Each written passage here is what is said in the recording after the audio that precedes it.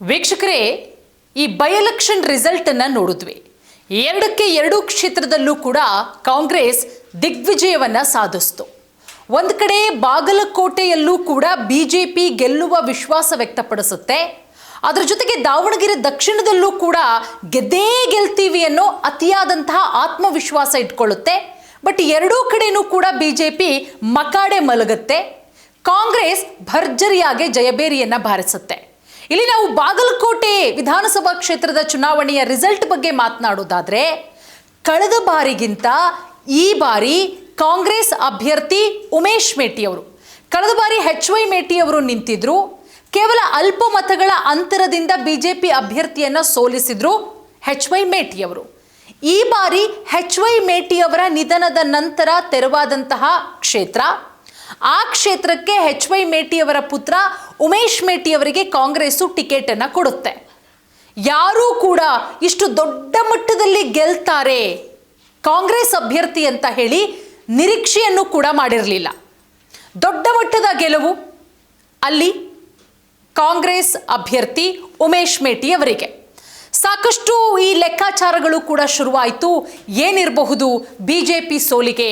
ಅಬ್ಬರದ ಪ್ರಚಾರ ಮಾಡಿದ್ರು, ಘಟಾನುಘಟಿ ನಾಯಕರುಗಳು ಬಂದರು, ಪಕ್ಷದಿಂದ ಉಚ್ಚಾಟನೆ ಮಾಡಿದಂಥವ್ರನ್ನೂ ಕೂಡ ಕರ್ಕೊಂಬಂದು ಪ್ರಚಾರ ಮಾಡಿಸ್ತಾರೆ, ಅಲ್ಲೇ ಠಿಕಾಣಿ ಹೂಡ್ತಾರೆ. ಶ್ರೀರಾಮುಲು, ಬಿಜೆಪಿ ರಾಜ್ಯಾಧ್ಯಕ್ಷರಾದಂತಹ ವಿಜಯೇಂದ್ರ, ಅಶೋಕ್ ಸೇರಿದಂತೆ ಇನ್ನೂ ಬಿಜೆಪಿಯ ಘಟಾನುಘಟಿ ನಾಯಕರುಗಳು, ಅದರ ಜೊತೆಗೆ ಕೇಂದ್ರ ಸಚಿವರಾದಂತಹ HD ಕುಮಾರಸ್ವಾಮಿ ಅವರು ಕೂಡ ಬಂದು ಭರ್ಜರಿಯಾಗಿ ರೋಡ್ ಶೋ ಮಾಡ್ತಾರೆ, ಪ್ರಚಾರ ಮಾಡ್ತಾರೆ ಬಿಜೆಪಿ ಅಭ್ಯರ್ಥಿಯ ಪರ. ಅದರ ಜೊತೆಗೆ ಬಿಜೆಪಿಯ ಉಚ್ಚಾಟಿತ ನಾಯಕರಾದಂತಹ ಬಸನಗೌಡ ಪಾಟೀಲ್ ಯತ್ನಾಳ್ ಅವರು ಕೂಡ ಬಂದು ಅವರ ಆಪ್ತ ಗೆಳೆಯರಾದಂತಹ ಬಿಜೆಪಿ ಅಭ್ಯರ್ಥಿ ವೀರಣ್ಣ ಚರಂತಿಮಠ ಅವರ ಪರ ಭರ್ಜರಿಯಾಗಿ ಪ್ರಚಾರವನ್ನ ಮಾಡ್ತಾರೆ. ಒಂದು ಕಡೆ ಎಷ್ಟರ ಮಟ್ಟಿಗೆ ಎಕ್ಸ್ಪೆಕ್ಟೇಷನ್ ಇಟ್ಕೊಂಡಿದ್ರು ಅಂದ್ರೆ ಓವರ್ ಎಕ್ಸ್ಪೆಕ್ಟೇಷನ್ ಅಂತಾರಲ್ಲ ಹಂಗೆ. ಬಟ್ ಹೀನಾಮಾನವಾಗಿ ಸೋತು ಬಿಡುತ್ತೆ ಬಿಜೆಪಿ. ಕಳೆದ ಬಾರಿಗಿಂತನೂ ಕೂಡ ಅತ್ಯಧಿಕ ಲೀಡಲ್ಲಿ ಗೆದ್ದು ಬಿಡ್ತಾರೆ ಕಾಂಗ್ರೆಸ್ ಅಭ್ಯರ್ಥಿ ಉಮೇಶ್ ಮೇಟಿ ಅವರು. ಈಗ ಒಂದು ರೀತಿಯಲ್ಲಿ ಸೋಲಿಗೆ ಪರಾಮರ್ಶೆಯನ್ನ ಮಾಡ್ಕೊಳ್ತಾ ಇದೆ ಬಿಜೆಪಿ. ಇವತ್ತು ನಮ್ಮ fire brand, Hindu fire brand ಶಾಸಕರು, ಬಿಜೆಪಿಯ ಉಚ್ಚಾಟಿತ ನಾಯಕರಾದಂತಹ ಬಸನಗೌಡ ಪಾಟೀಲ್ ಯತ್ನಾಳ್ ಅವರು ಇವತ್ತು ಒಂದು ಹೇಳಿಕೆ ಕೊಡ್ತಾರೆ. ಸರ್, ಬಿಜೆಪಿ ಸೋಲಿಗೆ ಏನು ಕಾರಣ ಸರ್? ನೀವು ಬಂದ್ರೂ ಗೆಲ್ಲಿಲ್ವಲ್ಲ ಸರ್. ಅಷ್ಟು ದೊಡ್ಡ ಮಟ್ಟದಲ್ಲಿ ಜನಸಮೂಹ ಸೇರ್ತು, ಲಕ್ಷಾಂತರ ಜನ ನಿಮ್ಮ ಬೆಂಬಲಿಗರು ಬಂದ್ರು, ಆದ್ರೂ ಅವು ಯಾವುದು ವೋಟ್ ಆಗಿ ಕನ್ವರ್ಟ್ ಆಗ್ಲಿಲ್ವಲ್ಲ ಸರ್, ನೀವೇ ಕಾರಣ ಅಂತ ಹೇಳ್ತಾ ಇದ್ದಾರೆ. ಏನ್ ಸರ್ ಇದು ಅಂತ ಹೇಳಿ ಪತ್ರಕರ್ತರು ಕೇಳಿದಂತಹ ಪ್ರಶ್ನೆಗೆ ಬಸನಗೌಡ ಪಾಟೀಲ್ ಯತ್ನಾಳ್ ಅವರು ಏನು ಉತ್ತರ ಕೊಡ್ತಾರೆ ಅಂತ ಹೇಳಿದ್ರೆ, ಬಸನಗೌಡ ಪಾಟೀಲ್ ಯತ್ನಾಳ್ ಅವರು ಒಂದು ವೋಟಿಗೆ ಕಾಂಗ್ರೆಸ್ ಕೊಟ್ಟಿರೋದು 10,000 ರೂಪಾಯಿ ಅಂತೆ. ಅಲ್ಲಿ ಜಾತಿ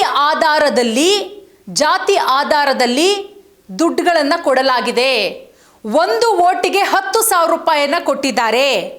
ಇನ್ನು ಮುಸಲ್ಮಾನರು ಬಿಡಿ, ಅವ್ರು ಕಾಂಗ್ರೆಸ್ಗೆ ವೋಟ್ ಹಾಕೋದು, ಎಂದಿನಂತೆ ಮುಸ್ಲಿಮರ ವಿರುದ್ಧ ತಮ್ಮ ವಾಗ್ದಾಳಿಯನ್ನು ನಡೆಸೋದಕ್ಕೆ ಶುರು ಮಾಡ್ತಾರೆ ಬಸನಗೌಡ ಪಾಟೀಲ್ ಯತ್ನಾಳ್ ಅವರು. ನಿಮಗೆ ಗೊತ್ತಾ ಚುನಾವಣೆಗೆ ಎಷ್ಟು ಖರ್ಚು ಮಾಡಿದ್ದಾರೆ ಕಾಂಗ್ರೆಸ್ನವರು ಅಂತ ಹೇಳಿ? ಏನಾದರೂ ಗೊತ್ತೇನ್ರಿ ನಿಮಗೆ? ನಮ್ಮ ಪ್ರಯತ್ನ ನಾವು ಮಾಡಿದ್ದೀವ್ರಿ, ಜನರು ಬೆಂಬಲ ನಮಗಿತ್ತು, ಆದರೆ ಅದು ವೋಟ್ ಆಗಿ ಕನ್ವರ್ಟ್ ಆಗಲಿಲ್ಲ. ಕಾರಣ, ಒಂದು ವೋಟಿಗೆ 10,000 ರೂಪಾಯಿ ಕೊಟ್ಟಿದ್ದಾರೆ. ಅದರ ಜೊತೆಗೆ ಸಮುದಾಯದ ಆಧಾರದಲ್ಲಿ ಡಿವೈಡ್ ಮಾಡಿ 10,000 5,000 ರೂಪಾಯಿ ಕೊಟ್ಟಿದ್ದಾರಂತೆ. ಸೊ ಹಾಗಾಗಿ ಬಿಜೆಪಿಯವರು ಕೊಡ್ತಾ ಇರೋ ಕಾರಣ, ಅದರಲ್ಲೂ ಕೂಡ ಹಿಂದೂ ಫೈರ್ ಬ್ರ್ಯಾಂಡ್ ಬಿಜೆಪಿಯ ಉಚ್ಚಾಟಿತ ನಾಯಕರು ಇವರು ಕೊಡ್ತಾ ಇರುವಂತಹ ಕಾರಣ ಬಸನಗೌಡ ಪಾಟೀಲ್ ಯತ್ನಾಳ್ ಅವರು ಒಂದು ವೋಟಿಗೆ 10,000 ಕೊಡ್ತು ಕಾಂಗ್ರೆಸ್ಸು. ಆ ಕಾರಣದಿಂದ ಇಷ್ಟು ದೊಡ್ಡ ಮಟ್ಟದಲ್ಲಿ ಗೆಲುವಾಯಿತು. ಬಟ್ ಜನಸಮೂಹ, ಬಾಗಲಕೋಟೆ ಜನ ನಮ್ಮ ಹತ್ರನೇ ಇದ್ರು, ಅಂದರೆ ನಮ್ಮ ಪರವೇ ಇದ್ರು, ಬಿಜೆಪಿ ಪರ ಇದ್ರು ಕೊನೆ ಗಳಿಗೆಯಲ್ಲಿ. ಆದರೆ ಕೊನೆ ಗಳಿಗೆಯಲ್ಲಿ ದುಡ್ಡು ಹಂಚ್ಬಿಟ್ರು, ಅದು 10,000 5,000 ಆಮಿಷವನ್ನು ಒಡ್ಡಿದ್ರು. ಹಾಗಾಗಿ ಜನ ಮತ ಆ ರೀತಿ ಕನ್ವರ್ಟ್ ಆಯಿತು ಅಂತ ಹೇಳಿ. ಬಟ್ ಅಲ್ಟಿಮೇಟು ಅಲ್ಲಿ ಕಾಂಗ್ರೆಸ್ಸು ದೊಡ್ಡ ಮಟ್ಟದಲ್ಲಿ ಜಯವನ್ನು ಗಳಿಸಿದೆ. ಬಟ್ ಇನ್ನೊಂದು ಮೂಲಗಳ ಪ್ರಕಾರ ವೀರಣ್ಣ ಚರಂತಿಮಠ ಅವರ ಕೆಲವೊಂದಿಷ್ಟು ನಡವಳಿಕೆ, ಅವರ ಯಾವ ರೀತಿ ಅಂದರೆ ಅವರ ದುರಹಂಕಾರ, ವೀರಣ್ಣ ಚರಂತಿಮಠ ಅವರು, ಬಿಜೆಪಿ ಅಭ್ಯರ್ಥಿ ವೀರಣ್ಣ ಚರಂತಿಮಠ ಅವರು ಹಿಂದೆ 3 ಬಾರಿ ಶಾಸಕರಾಗಿದ್ದಂಥವರು. ಅಂದರೆ ಕ್ಷೇತ್ರದ ಜನರೊಟ್ಟಿಗೆ ಯಾವ ರೀತಿ ನಡ್ಕೋಬೇಕು ಅನ್ನೋದು ಗೊತ್ತಿಲ್ಲ, ಬರೀ ಸಿಡುಕುತನ, ಸಿಡುಕಾಗಿ ಮಾತಾಡ್ತಾರೆ, ಕರೆಕ್ಟಾಗಿ ರೆಸ್ಪಾನ್ಸ್ ಮಾಡಲ್ಲ. ಹಾಗಾಗಿ ಜನ ಅವರಿಂದ ಬೇಸತ್ತು ಉಮೇಶ್ ಮೇಟಿ ಅವರಿಗೆ ವೋಟ್ ಹಾಕಿದ್ರು. ಇವತ್ತು ಏನೇ ಸೋತಿದ್ರು ಕೂಡ ಬಿಜೆಪಿ, ಅದಕ್ಕೆ ಕಾರಣ ಬಿಜೆಪಿ ಅಭ್ಯರ್ಥಿ ವೀರಣ್ಣ ಚರಂತಿಮಠ ಅವರೇ ಅಂತ ಹೇಳಿ ಒಂದಷ್ಟು ಜನರು ಹೇಳ್ತಾ ಇರುವಂತಹ ಮಾತುಗಳು. ಬಟ್ ಈಗ ಬಸನಗೌಡ ಪಾಟೀಲ್ ಯತ್ನಾಳ್ ಅವರು ಇವತ್ತು ಕೊಟ್ಟಂತಹ ಸ್ಟೇಟ್ಮೆಂಟು, ಒಂದು ವೋಟ್ಗೆ 10,000 ಕೊಡ್ತು, ಸಮುದಾಯಗಳನ್ನು ಡಿವೈಡ್ ಮಾಡಿ ವೋಟ್ಗೆ ದುಡ್ಡು ಕೊಟ್ಟಿದ್ದಾರೆ, 5,000 10,000 ಹಿಂಗೆಲ್ಲ ಕೊಟ್ಟಿದ್ದಾರೆ ಒಂದು ವೋಟ್ಗೆ ಅಂತ ಹೇಳಿ. ಬಟ್ ಅಲ್ಟಿಮೇಟ್ ಆಗಿ ಕಾಂಗ್ರೆಸ್ ಗೆದ್ದಿದೆ. ಬಟ್ ಬಿಜೆಪಿ ನಾಯಕರುಗಳು ಕೂಡ ಸಿಕ್ಕಾಪಟ್ಟೆ ವರ್ಕ್ ಮಾಡಿದ್ರು. ಬಾಗಲಕೋಟೆಯಲ್ಲಿರ್ಬೋದು, ದಾವಣಗೆರೆಯಲ್ಲಿರಬಹುದು.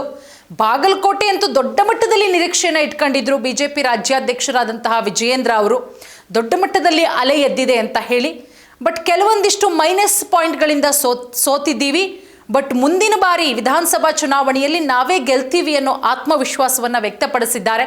ಸೊ ನೋಡೋಣ ಯತ್ನಾಳ್ ಅವರ ಸ್ಟೇಟ್ಮೆಂಟು ಮತ್ತಿನ್ಯಾವೆಲ್ಲ ಸ್ವರೂಪಗಳನ್ನು ಪಡ್ಕೋಬಹುದು ಅಂತ ಹೇಳಿ. ಧನ್ಯವಾದ.